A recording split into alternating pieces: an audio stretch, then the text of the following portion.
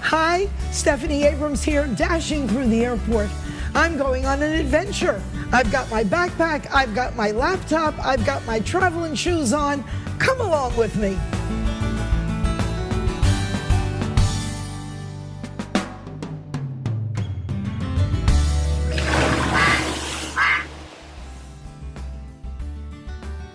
We're in Boston, everybody. It's our first stop today's journey, and we're at Boston Duck Tours, truly an awesome attraction. Yeehaw! I think it's easily the best tour in Boston. This one's the best. I lived in the area for 24 years and I've never taken a tour. My favorite part of the duck tour is that I'm gonna get to drive the boat.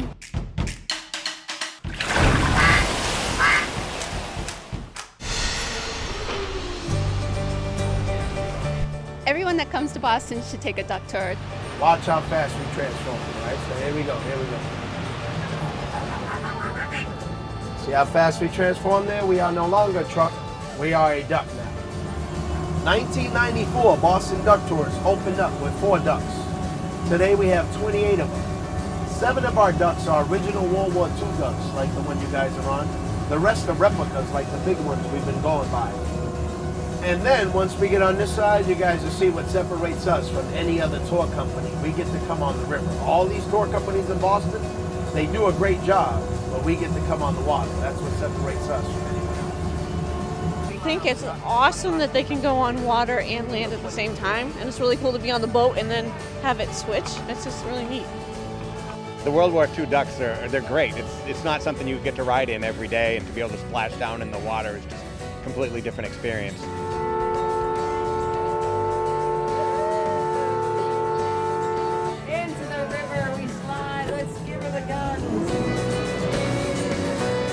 A little bit of history, a little bit of fun. It's a beautiful day. Right now we're going to make a right and go inside the Charlestown Navy Yard. It is home to that beautiful ship over there on your left-hand side in the back there, the USS Constitution. Built 1797, commissioned 1798. That is the oldest commissioned warship still afloat in the world. I think coming to Boston for the first time, this is exactly what someone should do. Taking a duck boat tour that gives them a chance to learn about the city, to see what there is to see, and then figure out what they want to go back and visit on foot. It's great. So the church, ahead on my right is Trinity Church, built back in 1877, considered one of the 10 finest examples of architecture in America. So hands down, it is the best thing you will see here in Boston. Shocked the citizens of Boston when it was first built. They'd never seen anything like it before. I think it's a very unique way to learn, and I love when people get that aha look on their face, something that they've never known about the city. As a history teacher, the duck tours are wonderful. Every single time I go on them, even after living in Massachusetts my entire life, I end up learning something new about the city, which is a wonderful treat because then I can take it in the classroom, and it's also just a fun little nugget to have in the back of your mind. There's another duck on your left. That brown duck is Molly Molasses, driven by Colonel Duct Tape right there. Now ahead of you on your left with the bright white lights, Beantown Pub. That's the only place in the world you can enjoy a cold Sam Adams while looking at a cold Sam Adams at the same time, right?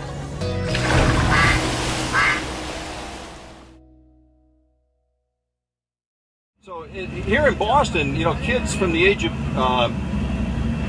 10 years old to 18 years old can sign up and learn to sail here at Community Boating. They can sail all summer long. And the price is kind of based on, the cost is based on family income. So a lot of these kids sail all summer long for only $1. It's a great program. As I said, Boston Duck Tours help support that. We have a program called Quack Quack Give Back.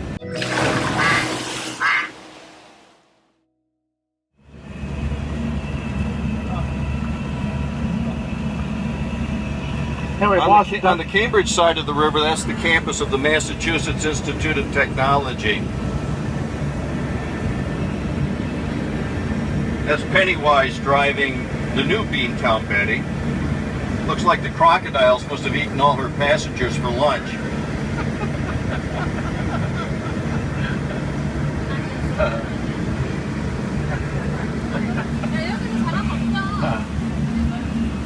So after we come out of the water, we're going to head down to through downtown Boston. The Freedom Trail runs through downtown Boston. We'll be going right by Faneuil Hall, which is a very popular tourist attraction here in Boston. And behind Faneuil Hall is the New England Aquarium, which is another great place to visit. We also have a duck stop at the New England Aquarium. You know, the New England Aquarium actually has a large tank, a seawater tank. It's about the size of a 4-story house. It's huge. In fact, they had to build that tank and then build the building around the tank. And inside that tank are all kinds of saltwater fish, including some sharks. And they have a turtle that weighs 550 pounds. That's Myrtle the turtle.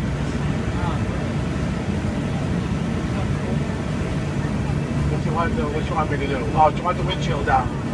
Put the windshield down. Whoops.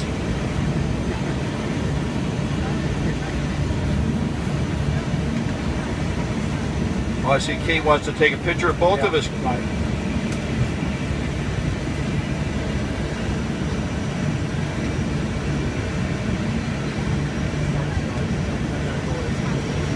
So you can see on this side where the two towers are missing. They actually took them apart block by block, and they're going to put reinforcing steel inside the towers to make them earthquake-proof. Can you imagine that? And then they'll do the same for the towers on the other side of the river, or the other side of the bridge. Probably the first European to sail on the Charles River was John Smith. Remember John Smith, Pocahontas' friend? Well, in 1614, he explored the coast of New England, and he drew maps. And he actually mapped the Charles River as part of his trip. And then he took all his maps back to England, and he asked Prince Charles, the future King Charles of England, to name some of the places on the map. And so Prince Charles decided to name this river after himself. So this is how it became the Charles River.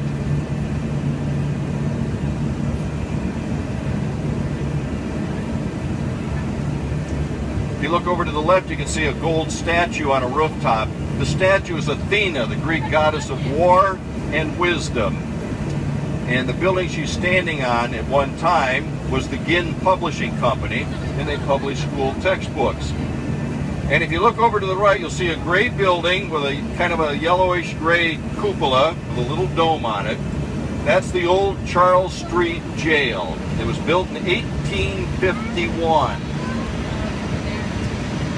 One of Boston's former mayors, James Michael Curley, spent some time in that jail. James Michael Curley was a mayor of Boston, a governor of Massachusetts, a United States congressman, and a convicted felon. Anyway, eventually, a judge ruled that that building was no longer fit to house prisoners. So in 1990, it was shut down and replaced with the new Suffolk County Jail that we passed earlier. So what became of this building? Well, today it's a hotel, a luxury hotel called the Liberty Hotel.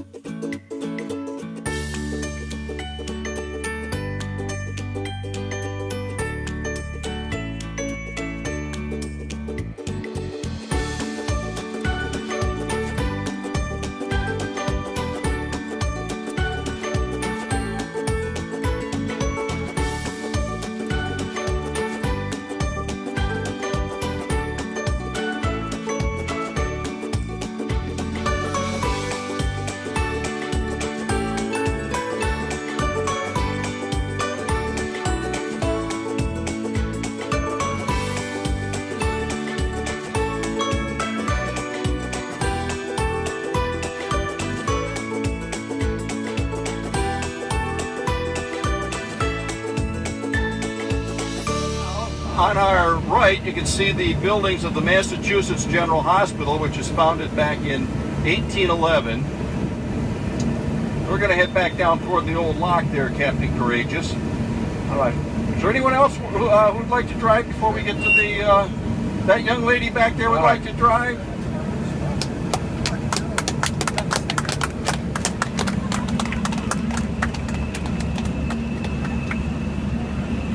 Okay, I got the wheel. Boston Duck Tour started back in 1994. Back then we had 4 World War II DUKWs. Today we have 28 ducks. All of them are new replicas with the exception of this one, which is going to be retired. Our season runs from March until the end of November, and then we shut down for the winter.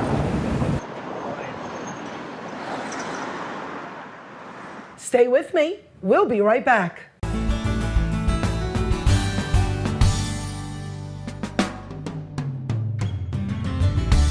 I am so glad that you are able to join me today. You see that plane? It's headed for Logan Airport in Boston. And just outside of Boston, truly minutes, that plane was on its way landing, is Revere Beach and a place called Revere, which is a suburb of Boston. And every year, for years now, they have held a sand sculpting festival that is amazing. This year, the festival will run from Friday to Sunday, the 20th to 22nd of July. I have to tell you, it is the most amazing thing. They close the street that is adjacent to the beach.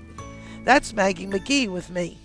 And Maggie is regretting that dogs aren't allowed on the beach. Please don't tell her she's a dog. She'd hate to hear that. But there's this wonderful wide esplanade promenade of a sidewalk there. So it gathers up lots of people, from tiny little ones in strollers to older people, and it's a wonderful thing for people with mobility challenges because you don't have to go into the sand to see the sand sculptures.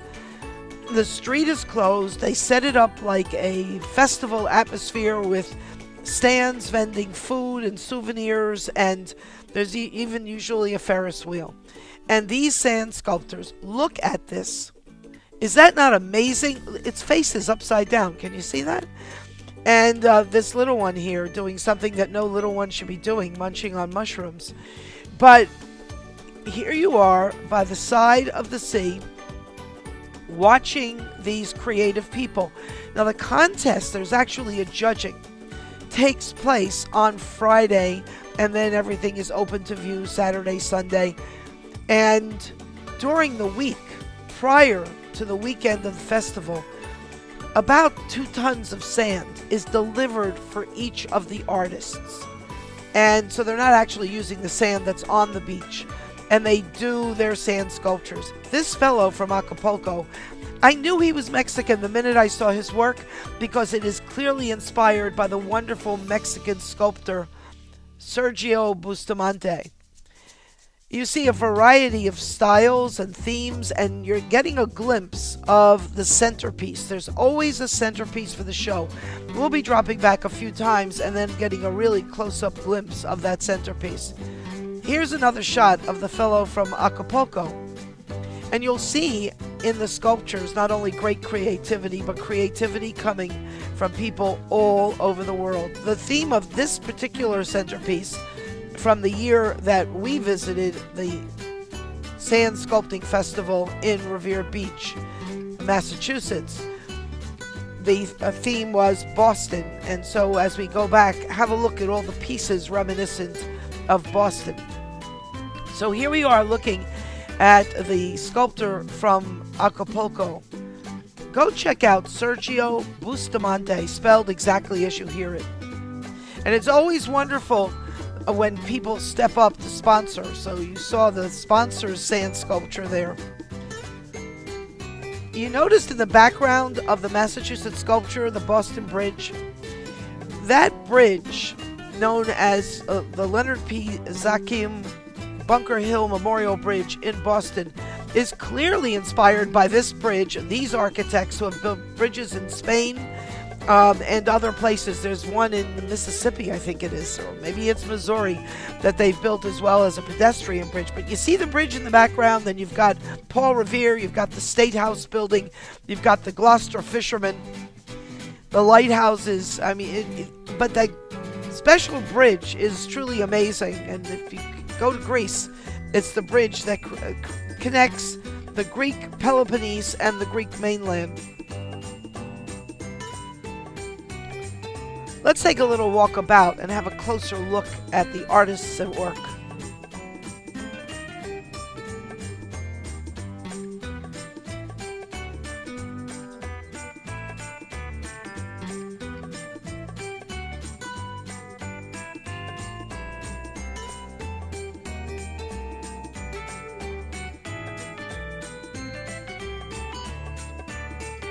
Are you noticing where the artists are from? Australia, and not just Australia, Perth, Australia, which is as far west as you can get, paired up with an artist who's from Italy. You look at other parts of the world where you've got people from Canada working with people from California, and I mean, it's just truly an international collaboration. And Maggie is having the best time. Thank you, Meredith Corson from Standing Ovations and the Revere Beach Partnership. Let's go off someplace else amazing. Here's another amazing attraction. Have a look. This is in Tupper Lake, New York, in the Adirondack Mountains at a place called the Wild Center. Now, the idea of the Wild Center is there are all these walkways that take you to places.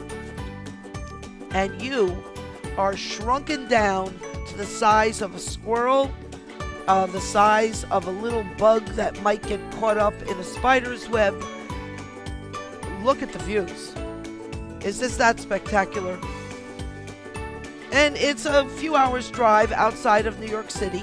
This is one of the rampways. Right now, shrink down in your mind to the size of a squirrel, because we're going to go and climb into a tree trunk and see it from the perspective of a squirrel.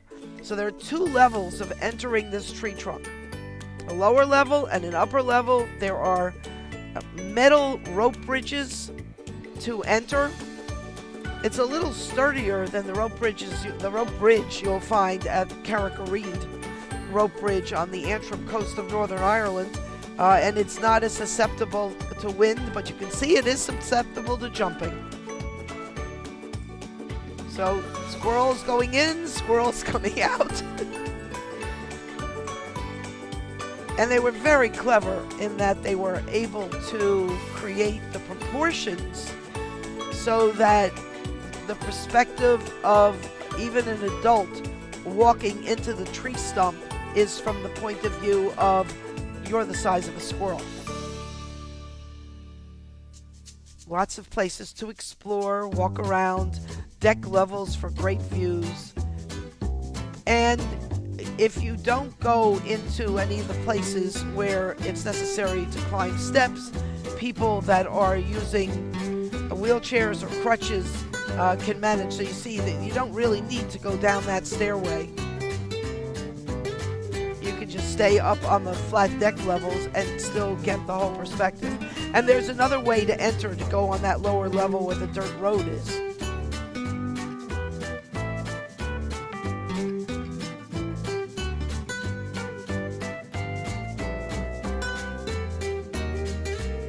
You can see here a very interesting place to walk around. It shows you what birds do in the late summer and fall. Some take one route, staying where they are, and others take another route, flying off, migrating somewhere else. And you get to walk around that floor pattern. We've been caught, little ants that we are. We've now been caught up in a spider's web. You're going to see the size of the spider. Look at that.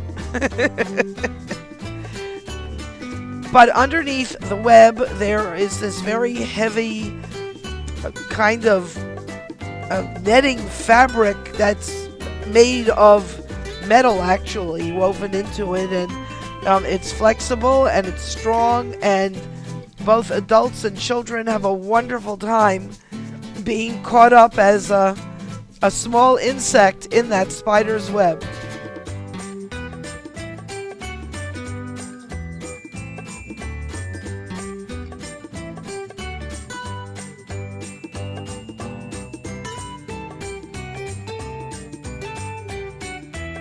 Well, that's the eagle's nest. Look at the eagles taking off. And again, the nest is proportionate to the size of an adult human being. So you then take on the proportion of the eagle. There's an interior building with lots of exhibits about nature in the Adirondacks. Look at this little one, fascinated by that nest with the little eggs in it. Ah, there I am, one of the eagles, ready to take off. Come fly with me.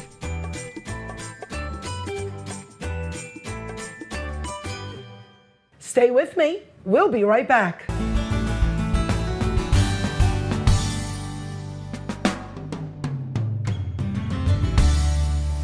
You know I only take you to the finest places. My ambition is to make sure that you know about places that you don't put on something you call your bucket list. That's so ridiculous. Put it on your gotta go there now list. Life has this very nasty habit of getting in the way of your plans. It's always a special treat for me to be either on the telephone or, if I'm really lucky, in the presence of Stephanie Plunkett, the curator and deputy director of the Norman Rockwell Museum in Stockbridge, Massachusetts. And anybody named Stephanie, you know, we're all high achievers. If you meet somebody named Stephanie, we're right on. So thank you for welcoming us here at the Norman Rockwell Museum today. It's wonderful to have you. Thank you so much for coming. I had to run over, especially when I learned about the traveling roadshow exhibit of Norman Rockwell paintings that are soon to disembark from Stockbridge, Massachusetts. And my great fear is, number one, that I need you to address what will be here in its place, because when we have visitors come to spend some time with us here in Berkshire County, in the beautiful mountains of Western Massachusetts, overflowing with cultural everything, first of all, I need to know what's going to be here, what's not going to be here. I mean, we're not going to be looking at empty walls. That couldn't happen. Oh, definitely not. You know, we're very fortunate. We have a great collection of many Rockwell icons that will not be going on the road, so they will be here. And we also have some terrific paintings on loan that people don't generally get to see. So when people come, we'll still have a lot of great art on the walls. What is going? Well, this exhibition is called Enduring Ideals, Rockwell, Roosevelt, and the Four Freedoms. So it's an exhibit that actually focuses on these four very significant concepts that Franklin Delano Roosevelt brought to light in 1941 at his January State of the Union address, when he was essentially trying to explain to the American people why we would probably have to be getting involved in World War II. And so obviously, the centerpiece of this exhibition is Norman Rockwell's Four Freedoms paintings. And the Four Freedoms paintings depict what? Rockwell was very struck by Roosevelt's ideals. And what he wanted to do was try to put them in terms that he felt everyone could understand. And he struggled for a couple of months in terms of trying to understand, well, how can I depict these in a concrete way? And he happened to attend a town hall meeting in Arlington, Vermont, which is where he was living. And there was a man, actually, who stood up among the crowd and voiced an unpopular opinion. There had been a school fire, and they had to rebuild the school, and they had to take out a bond to support that rebuilding. He was a farmer who had had a very difficult series of years and was concerned about higher taxes. So he stood up and he voiced his opinion. And then, as the story goes, he quietly sat down and the town voted to rebuild the school, obviously. But what Rockwell realized was that that was freedom of speech in action. Quintessential American democracy. You have to love the concept of the New England town meeting. You know, it is democracy in action. Exactly. And I think the thing that struck Rockwell was that even though he was voicing an opinion that most people didn't have, they listened and then made a decision. And as you say, that's democracy in action. So that's one of the 4 freedoms. There are 3 other freedoms, and maybe you can just describe them. And what is it about them that are so magnetic and draw people to want to come and commune with them? I think the thing that makes them so powerful is that they're based upon experiences that many people have. You know, he was a very popular illustrator by the time this series came out. People trusted him. They knew him. So in terms of the other freedoms, of course, there's freedom of worship, freedom of speech, and freedom from fear. Worship was difficult for him because, of course, this is a very abstract concept on how do we practice our faith. And, you know, what he finally came to was a solution where he created this kind of wonderful massing of heads and beautiful expressions and hands all looking in the same direction and in contemplation or prayer. Now we're sitting in the 4 Freedoms room, which is a kind of rotunda in the middle of the Norman Rockwell Museum. And I think we've mentioned freedom of speech twice, and we left out, I guess it was freedom from fear or want. Freedom from want. Yes. Thank you. And I love freedom from want. It's this wonderful Thanksgiving dinner, and Grandma is holding this platter with the giant turkey on it. But, you know, to look at it and see white porcelain dishes and clear glasses filled with water.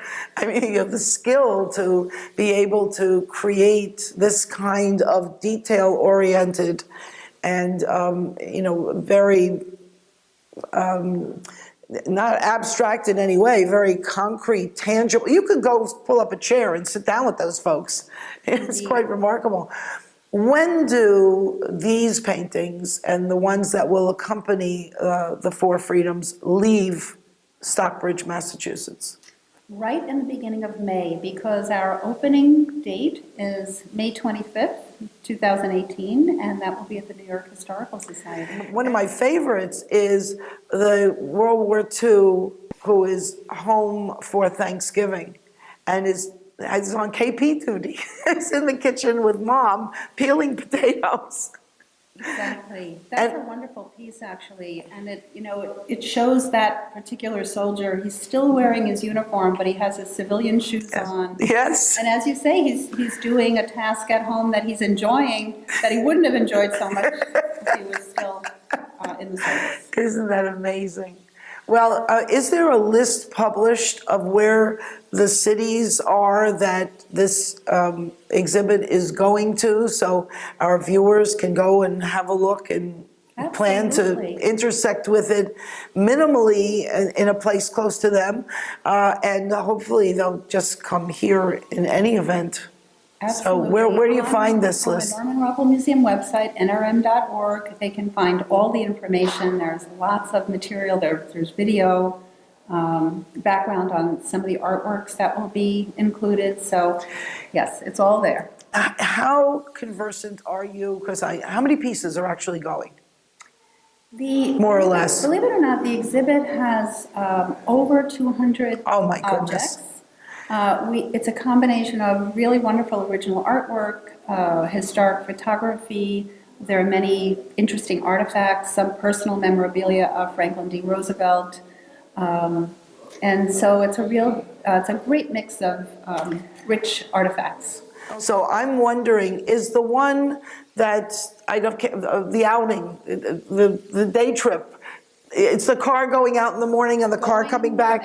Okay, going and coming. I have to remember the name one day of mom and dad and grandma and a couple of kids, maybe I think 3 kids, and there's English Springer Spaniel who looks just like Maggie McGee, our English Springer Spaniel, whose head is out the window, and you see them going full of energy and coming home from the day of canoeing and at the beach and whatever. Is that going to be here, or is that going on this trip? You know, thankfully that's going to be here. I'm so happy. You have no idea. Because when I come into the museum, the first place I gravitate to, even if it doesn't make sense. I mean, it's not like I start in the first room and logically, sensibly look around. I head right for that picture. I just, you know. It's a great favorite. It tells a wonderful story, and it's such fun to look at. I want to thank you so much for making time for us. Having me. It's been a pleasure. I hope you will all make a plan to come. This museum is open, except for a couple of days a year, the entire year, 12 months. So you've got, you know, the next year you can make your way to Stockbridge, Massachusetts. Have a look at the website. It's normanrockwellmuseum.org, but it's just the initials, so it's easy, nrm.org. Find that list, and if you're planning a little breakaway to a place at a time when this exhibit is coming by. You'll thank us for it. Thank you again for joining us. The first song is called O mio babbino caro from the opera Gianni Schicchi by Puccini.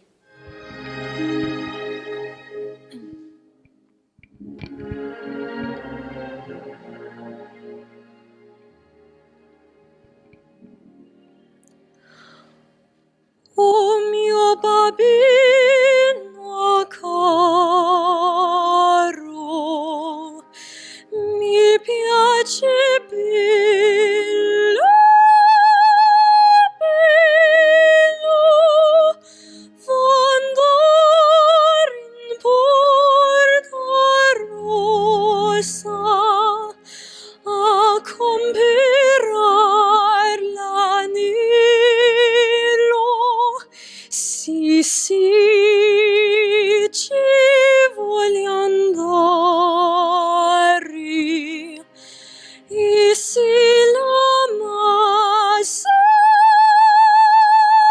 torno, andrà sul ponte vecchio, ma per buttarmi in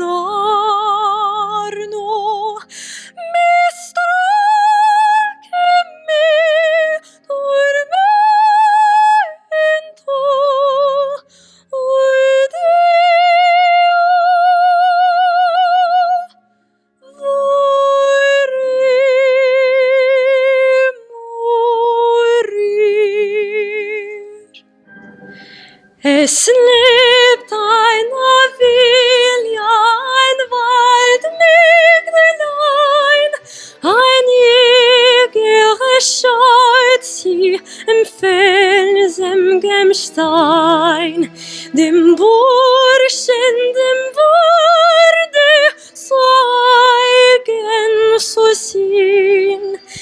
Schaut und schaut auf das Waldmägdlein hin. Und an die gekannte Schulter fast den Gnagigers Mann sind so zwei Finger schild du Zeit an.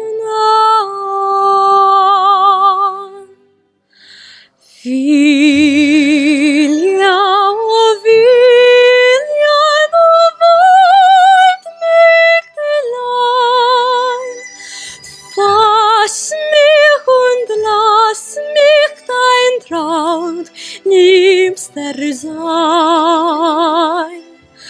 Vilja, oh Vilja, was tust du mir an? Bang flett ein liebkranker Mann. Vilja, oh Vilja, du Waldmägdelein,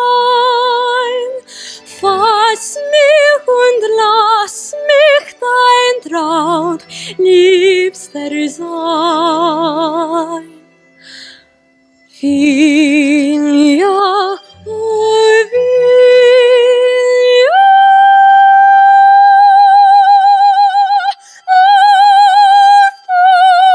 hast du mir an.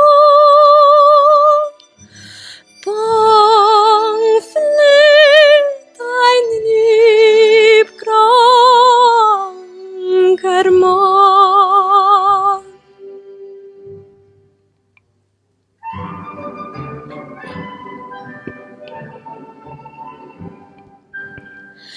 Das Waldmägdlein streckte die Hand nach dem Haus und zog ihn hinein in ihr felsiges Haus. Dem Burschen die Sünde vergangen verziehend, so lebt und so küsst gar kein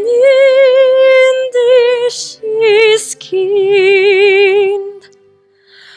Als sie sich dann satt gerüst, verschwand sie so selb in der Frist. Einmal noch hat der arme sie gegrüßt.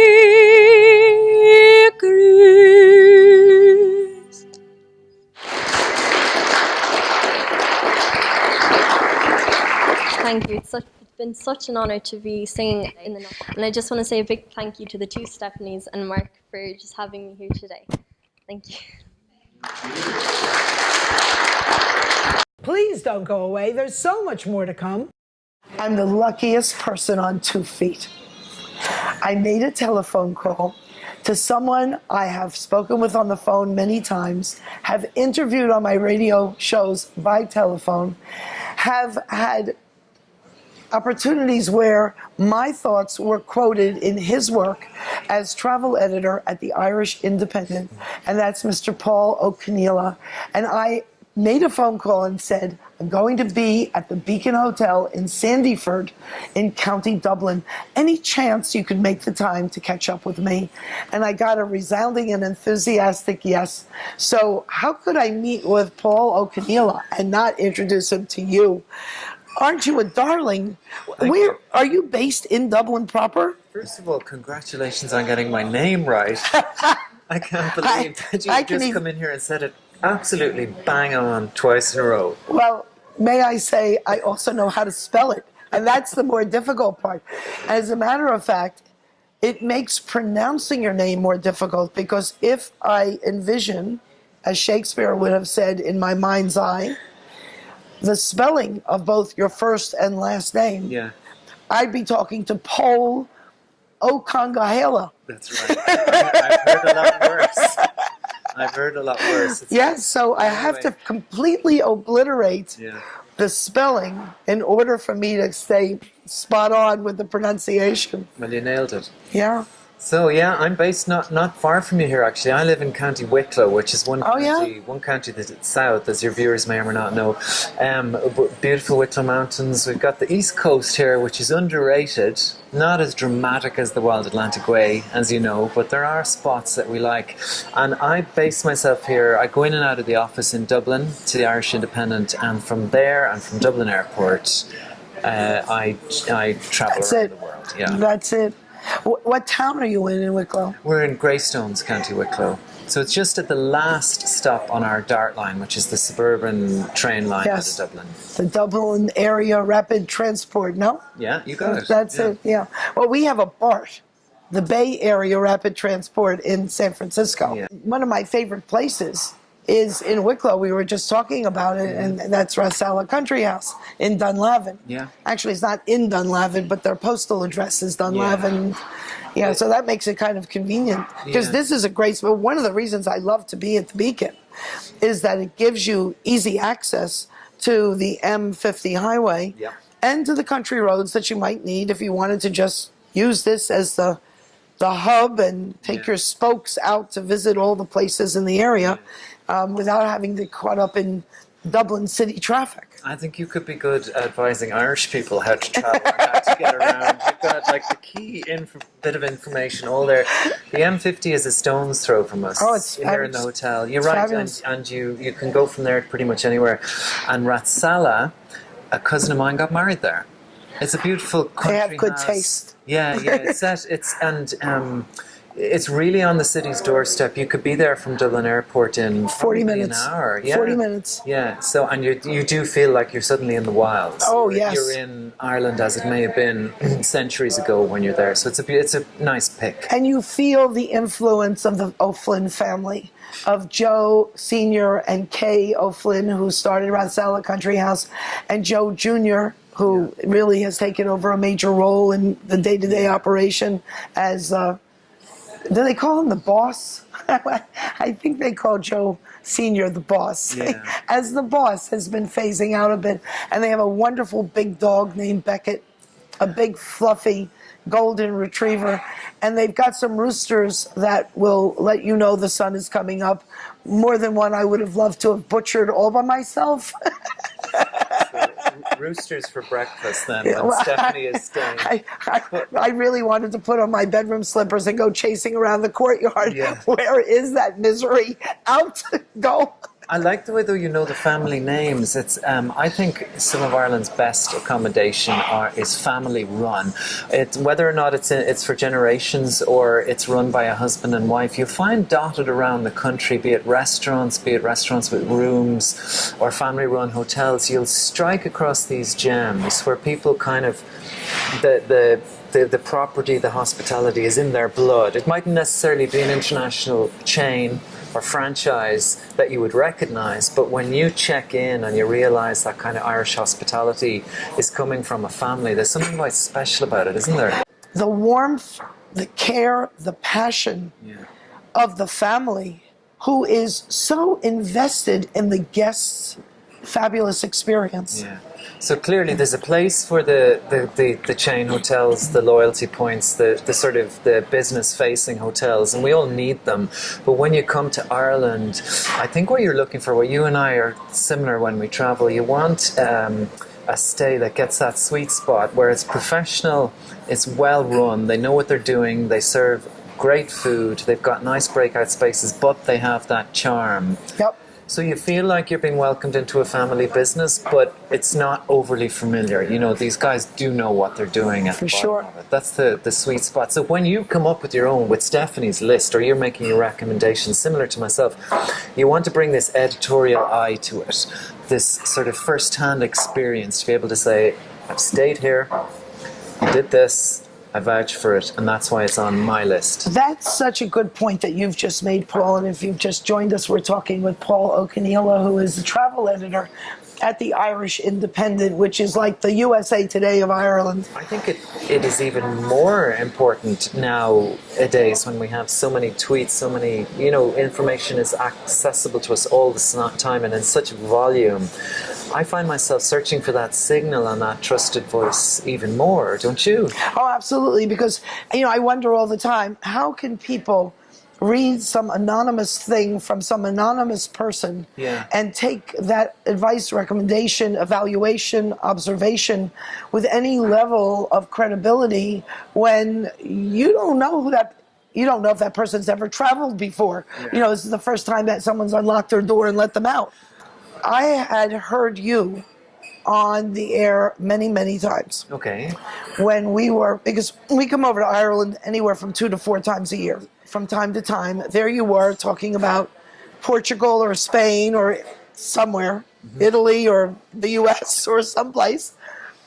And I was thinking one day, back in my studio, wouldn't it be nice to get a travel expert who's on radio in Ireland to come on the air and talk with us a bit about trendy things you're seeing in other parts of the world, but more particularly if people were coming to Ireland, you as a travel expert and resident of Ireland, what would you recommend? So I went to Google and I put in Ireland, you need to do this, Ireland radio show travel expert. And I put these keywords in, and what comes up are the first 10 results, of which the first 4 or 5 were me. Oh. And I was so annoyed. How did you do that? It took me a while to be flattered by it. And I hope you'll come and see us in the U.S. sometime soon. I look forward to it. Oh, Thank you so me much. too. It's been a pleasure. I love you good. Where did the hour go? Come back next week. Gotta fly now.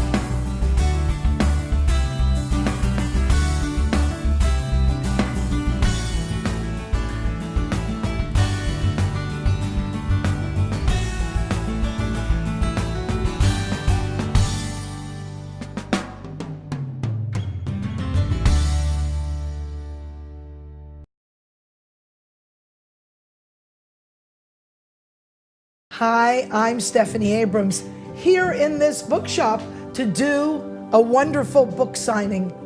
And why? Because everybody's interested in Rumors, my novel of suspense, intrigue, love, lust, and conspiracies and lies, and an ending you'll never see coming. Give it a shot. You'll find it at every online bookseller. Look for Rumors by Stephanie Abrams and enjoy.